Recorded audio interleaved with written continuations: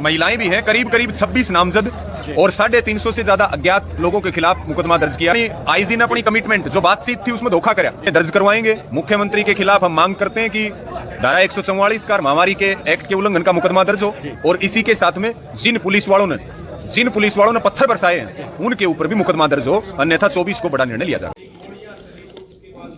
नमस्कार, आप देख रहे हैं आचिता न्यूज़ और मैं हूं आपका दोस्त राना अशोक राना फ्रॉम हरियाणा। प्रिय दर्शकों, जैसे कल गांव डाटा में पुलिस प्रशासन का बहिष्कार किया गया और जैसे मुजफ्फरपुर में लॉकडाउन का बहिष्कार किया गया, उसके बाद आज डाटा गांव में किसान युवा प्रदेशाध्यक्ष रवि आज़ाद जी वही पहुंचे हैं और गांव के यहाँ एक पंचायत टाइप लोग इकट्ठे हुए हैं और कुछ बता रहे हैं। आइए हम आपको वहाँ लेकर चलते हैं, क्या कर रहे हैं, क्या इसके बाद आगे का प्लान है, उनसे बात करेंगे। आइए।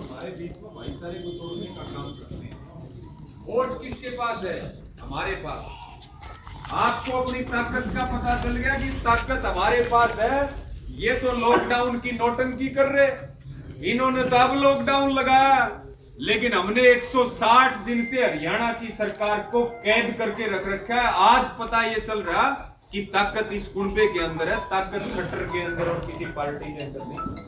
तो मेरी सबसे अपील है, आप बहुत क्रांतिकारी गांव से हैं, मैं गांव की मिट्टी को नमन करता हूं, सबको सैल्यूट करता हूं इस बात के लिए कि आप दूसरों के लिए भी प्रेरणा है, खुद जगे हो, दूसरों को भी जगाओ और सब एकजुट होकर के अपना भाईचारा बना करके इस आंदोलन को तो आगे बढ़ाना है और हमेशा इस भाईचारे को ऐसे ही मजबूत रखना।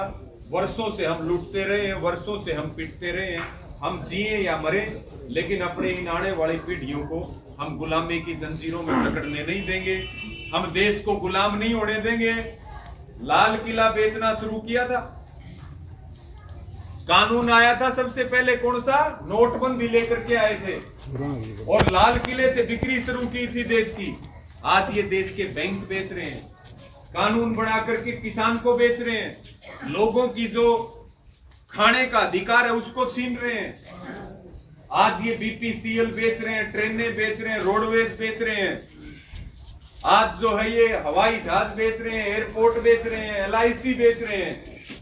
लड़ाई केवल 3 कानूनों की नहीं है, लड़ाई इस लोकतंत्र को बचाने की भी है, लड़ाई देश की संपत्ति को बचाने की भी है, और लड़ाई जो है जो देश को सेल पे लगा रखा है उसको बचाने की भी है। मैं सारे योद्धाओं को सैल्यूट करता हूं और आप सब आने वाली पीढ़ियों की लड़ाई लड़ रहे और तैयारी कर लो। भाजपा मुक्त भारत अभियान अब इस देश की जरूरत है।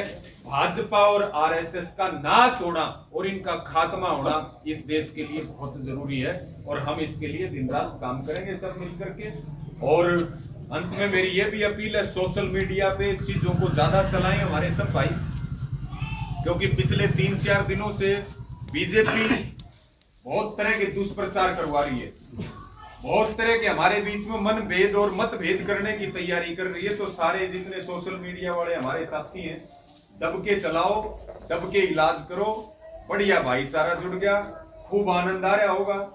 और मैं तो अभी देख रहा था, मगर भाई गांव के सरपंच भी युवा को बना रखा, तो इस तरह से सब मिलकर के और एक नई मिसाल के साथ सरकार ने गोडे टेक दिए हैं। अब का नंबर है नाक रगड़वाण का, लीक कढ़वाण का और एमएसपी का कानून लेने का और 3 बिलों की वापसी पर ही घर वापसी होगी, नहीं तो फिर हम जाएंगे तो फिर मोदी सरकार को भी जो है अपने सिर पर धर के ले आओगे पीछे। किसी को घबराने की या नेगेटिव होने की, किसी को किसी बात की जरूरत नहीं। जो ऐतिहासिक आंदोलन होते हैं वो हमेशा लंबे चलते हैं और बंगाल में जो बीजेपी की हार हुई है वो आपकी बहुत बड़ी जीत है और ये आंदोलन की ताकत है कि बीजेपी का बंगाल में बीजेपी की सरकार नहीं बनी, ये आंदोलन की ताकत है। तो इससे बड़ा श्रेय क्या चाहिए जब पूरी भारत सरकार, पूरी बीजेपी, प्रधानमंत्री बंगाल की गली गलियों में हो रहा है और उसके बाद भी आपने 100 का आंकड़ा पार नहीं करने दिया। ये ताकत आपकी थी, अपील करी थी, आंदोलन में नेता गए, सब लोग हम गए, एक अपील करी थी कि भाई देश की इज्जत बचाने की जिम्मेदारी बंगाल के ऊपर है, किसान का ताज बचाने की जिम्मेदारी बंगाल के ऊपर है। जैसे हरियाणा की इज्जत बड़ौदा वालों ने बचाई थी, उसी तरह से देश के किसान की इज्जत और देश के लोकतंत्र की रक्षा बंगाल में बीजेपी की जमानत जब्त करवा करके, हार करवा करके, और भाषा नहीं समझते वो लोग हमारी, वो लोग बंगाली हम नहीं समझते ना वो हमारी भाषा समझते, लेकिन उसके बावजूद भी उन्होंने भी वहां बंगाल भी जब इस आंदोलन के साथ है तो फिर आंदोलन तो जीतेंगे, निश्चित तौर पर जीत करके आएंगे। जो भी फैसला हो 24 तारीख में सारे ज्यादा संख्या में हिसार पहुंचना, सभी एकजुट होकर के आपके दर्शन करने का सौभाग्य मिला, बड़ी ऊर्जा मिलती है आप जैसे योद्धाओं के बीच में आकर के, ऐसे क्रांतिकारी गांवों के बीच में आकर के, और जो मान सम्मान आप देते हो उसको भी सवाया ढा करके उसको लौटाने का काम करेंगे सब मिल करके। हम जो है वो क्या है ना, पहले बुजुर्ग का किताबों में पढ़ा करते, बोला भाई भारत सोने की चिड़िया, पूरी ताकत के साथ नहीं जुड़ते रहो, ये सोने की चिड़िया नहीं, हम सब मिल करके हिंदुस्तान को सोने का शेर भी बना सकते हैं, वो ताकत हमारे अंदर है। आप सबका बहुत बहुत धन्यवाद।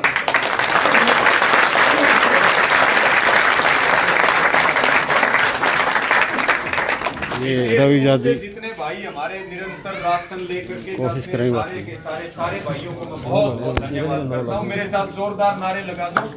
मैं बोलूंगा ना धर्म का ना साइंस का, और मोदी है माइक थोड़ा रिलायंस का। माइक और कल की जो आपने जो प्रशासन को जिस तरह से यहाँ सूचना मिली कि भाई यहाँ मसूदपुर में डाटा में बहुत सारी गाड़ियां यहाँ आई और आप लोगों ने हिंसात्मक तरीके से उनका डट करके विरोध किया, उसके लिए भी गांव का बहुत बहुत धन्यवाद है। खट्टर की नींद हराम कर दी तुमने, इसमें कोई सत्संग नहीं, तो उसके लिए भी बहुत धन्यवाद। तो मैं बोलूंगा ना धर्म का ना साइंस का, मोदी है रिलायंस का। ना धर्म का ना साइंस का, मोदी है रिलायंस का। धर्म का ना साइंस का, मोदी है रिलायंस का। किसान एकता जिंदाबाद, जिंदाबाद जिंदाबाद। हमारा भाईचारा जिंदाबाद, जिंदाबाद जिंदाबाद। जय जवान जय किसान, जय जवान जय किसान। आवाज दो।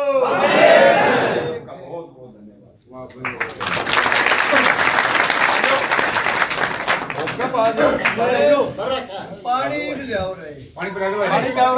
पानी तो हमारा नाम का खिला है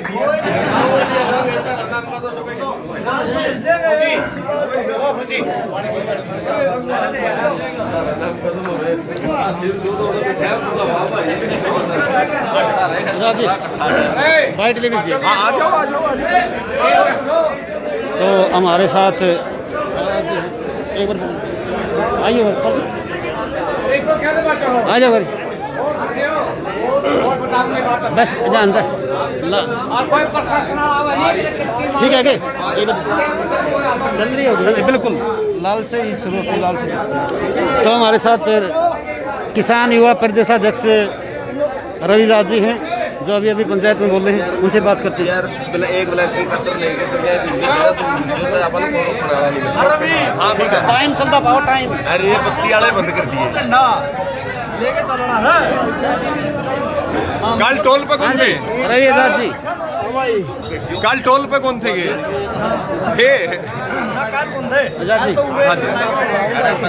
हाँ चलो जी।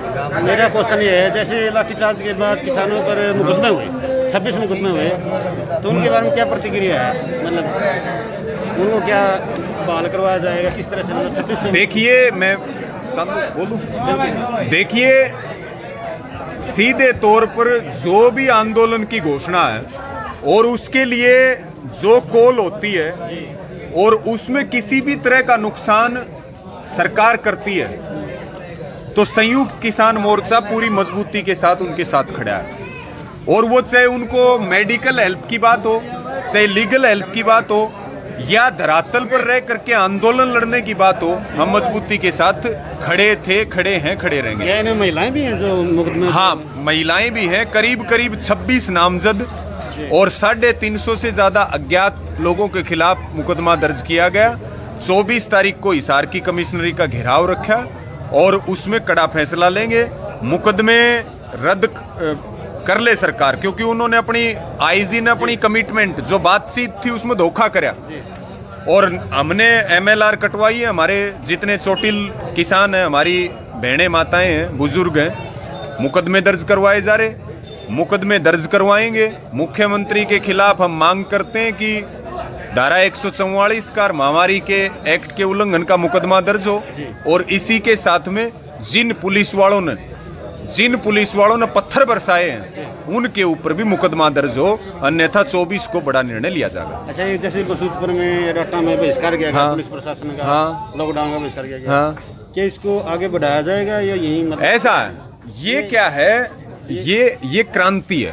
हमने एक बात कही, ये किसी बीमारी तो फैल रही है ना। सुनो मेरी बात, ये किसी नेता का आंदोलन नहीं है, ना ये किसी संगठन का आंदोलन है, ये जनता का आंदोलन है। जनता इसका नेतृत्व कर रही।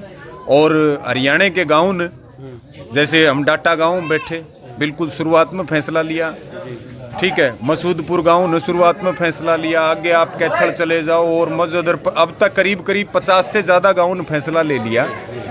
तो ये सरकार की दो मुंही बातें हैं। जहां चुनाव होगा वहां कोरोना नहीं है, खट्टर जी आऊंगे वहां कोरोना नहीं है, 10,000 पुलिस वालों को इकट्ठा कर लेंगे वहां कोरोना नहीं है।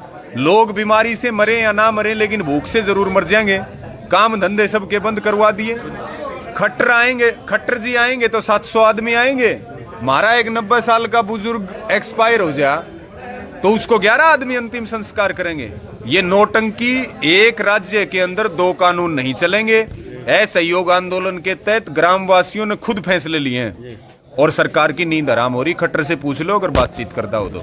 हाँ, जैसे बिना मास्क की इतनी जनता है। हाँ, मैं भी हूँ। तो आपको लगता नहीं कि इस बीमारी के दौरान उसका दुष्प्रभाव पड़ेगा? किसका? बीमारी से ऐसा है, जिस तरह से ये नौटंकी कर रहे कोविड सेंटर की, मास्क बीजेपी वाले पहनते हैं।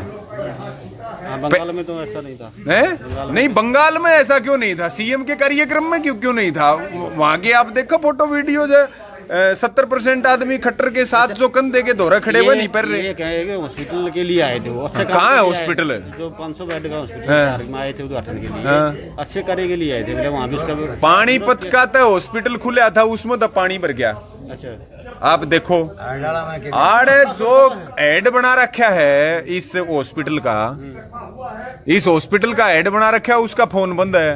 अच्छा, और फिर तीसरे नंबर पर एक नंबर दे रखा है, उस पर फोन करया, जब न्योला ना आड़ा ऑक्सीजन, ना डॉक्टर, ना दवाई, बेड है।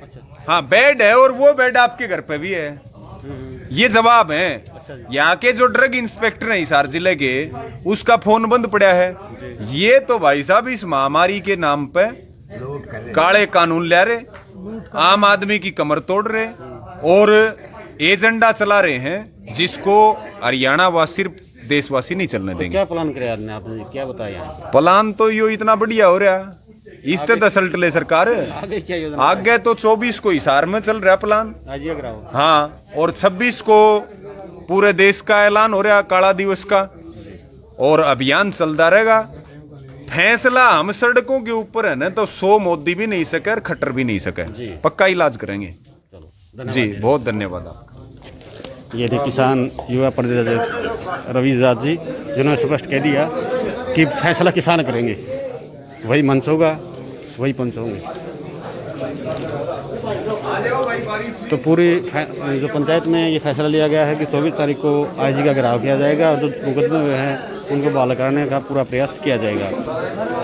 तो अगले वीडियो में फिर मिलते हैं नए विषय के साथ, तब तक ले जाते धन्यवाद, नमस्कार। बस